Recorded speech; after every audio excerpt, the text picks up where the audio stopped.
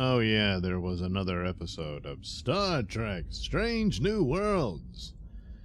And what was it called? The Elysian Kingdom.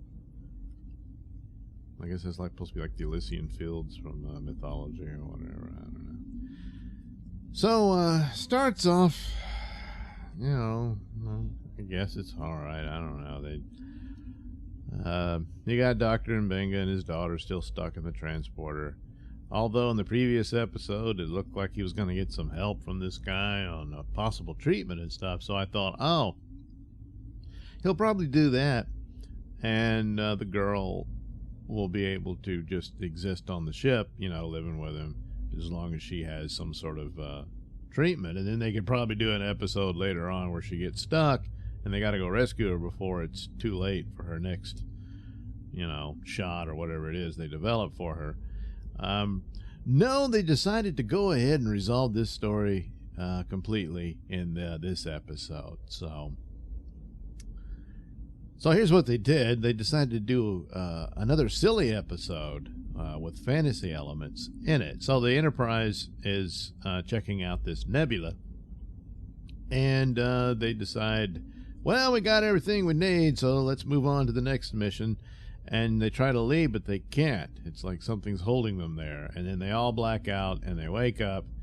I think Ortegas gets injured, and Pike calls the doctor to the bridge. So he's kind of worn out. He's been working on trying to save his daughter all night or whatever. And after reading her story, which apparently is the same story he's reading her all the time, which is some old fairy tale or whatnot, and all that. And she mentions how she wanted this story to change and all that stuff. So it's a nod to fan fiction, you know, and all that. So whatever. But that becomes a bit of a setup somewhat for what happens. So he's heading for the bridge, and then all of a sudden everything blacks out. And when the door to the bridge opens, he's dressed up in this, you know, medieval king outfit, more or less, and everyone else they're all playing characters of the story that he's been reading his daughter over and over again.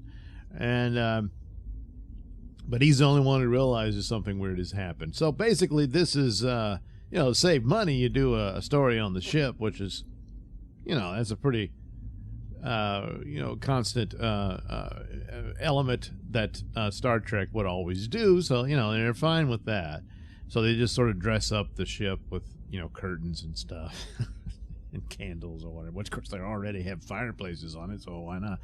And all that. And he has to weave his way through the story to resolve it. And of course his daughter ends up becoming the prize that he has to find.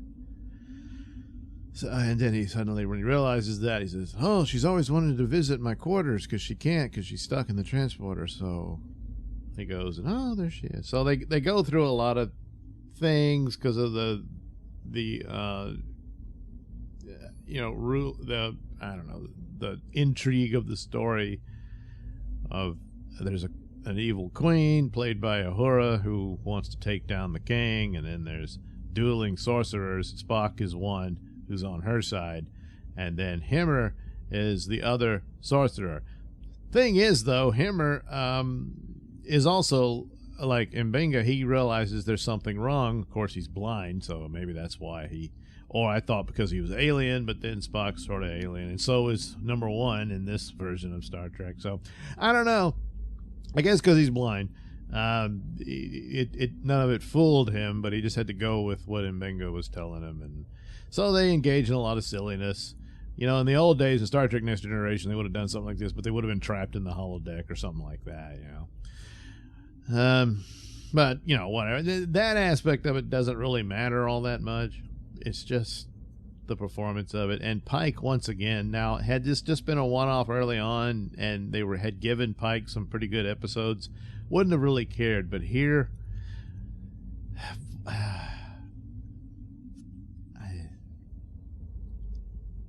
But they can't put him in that chair fast enough for what they're doing to him, which is far better than how they humiliate this character.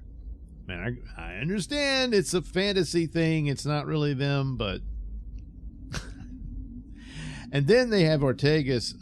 They do the idiot scene that a lot of these and current era does, where you have this diminutive woman take on a pretty big dude and just knocks him on his ass, you know, and all this. And I'm like, no, that's not going to happen. Then number one shows up, and she's some sort of, you know, ranger, huntress type character. Well, of course, they've revealed that number one has superpowers. She's super strong, so would have made more sense if they'd had her do that scene. But anyway, the reason she shows up is so they can reveal, apparently. Now, it's within this narrative of the fantasy, but Dr. Mbenga says, wait, this isn't how the story goes. You two characters never meet. And then they say, oh, we know each other. We really know each other. And they kind of giggle and smile. So they're lovers. And so are they insinuating, because he's like confused as to what this is, what it is in the story.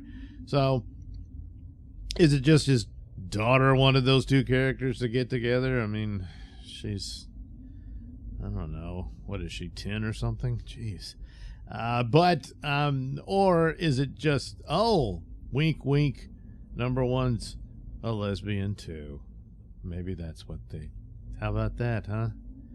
I mean, at this point, I'm thinking the only straight woman on board is probably Chapel. Maybe Ahura. I don't know. It's an alternate universe, so, you know. So, anyway, there you go for that little, I don't know, nugget or whatever.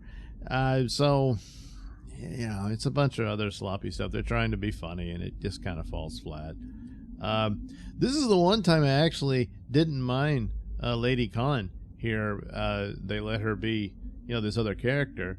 It's over the top and stupid, but still, it's just nice instead of her always being such a nasty, rotten, you know, stick in the mud and all that. But whatever. And it was surprising. She did, of course, she was a different character here, so they thought, oh, we don't have her to throw the big dude on the floor.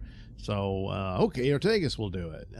Number one standing there with her, you know, super strength and all that. And it never occurs to them, but whatever.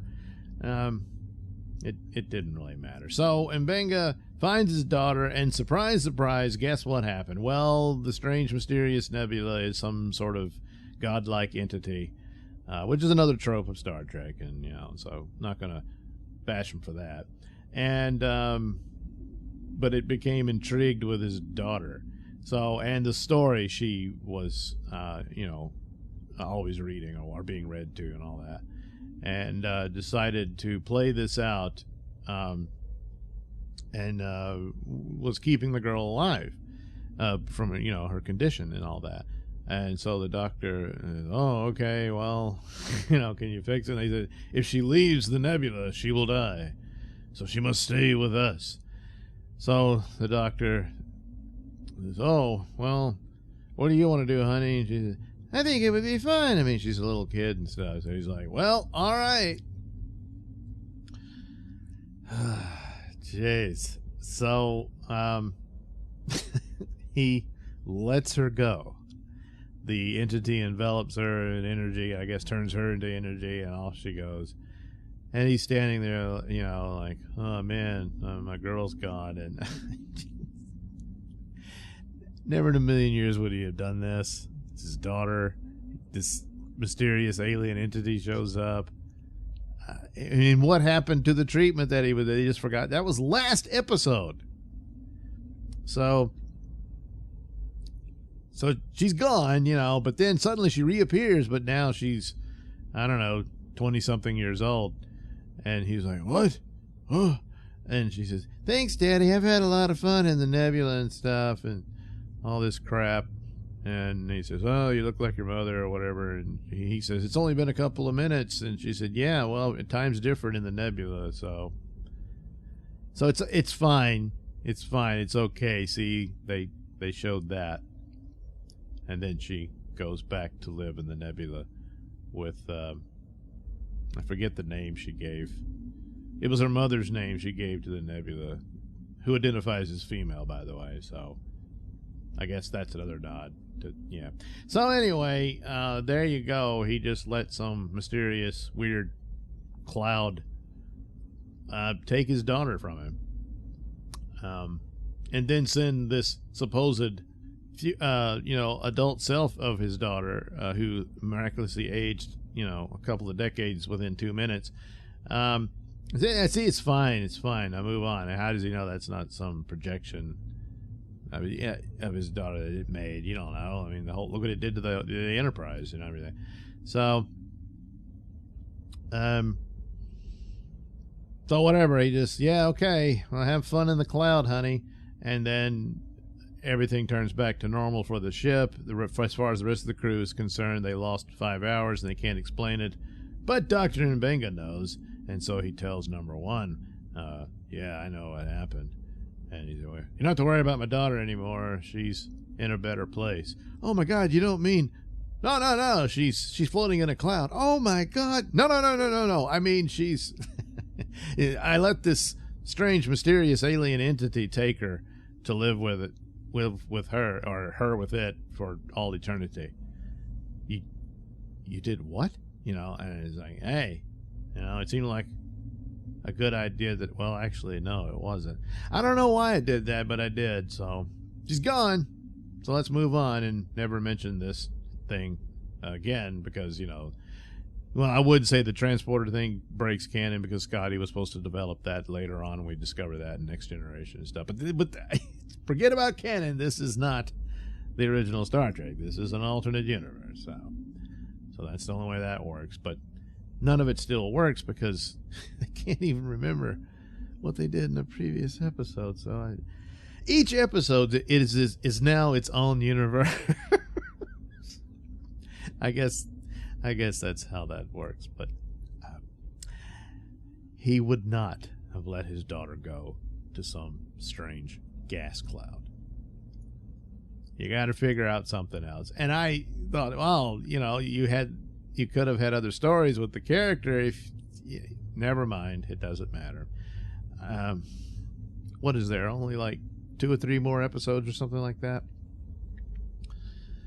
And this is so it's could this be the salvation of just because it's a little bit better than the other 2 absolute disasters? This wasn't enough, and I sincerely doubt the episodes left.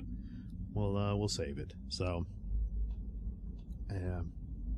it's just once again all very sad.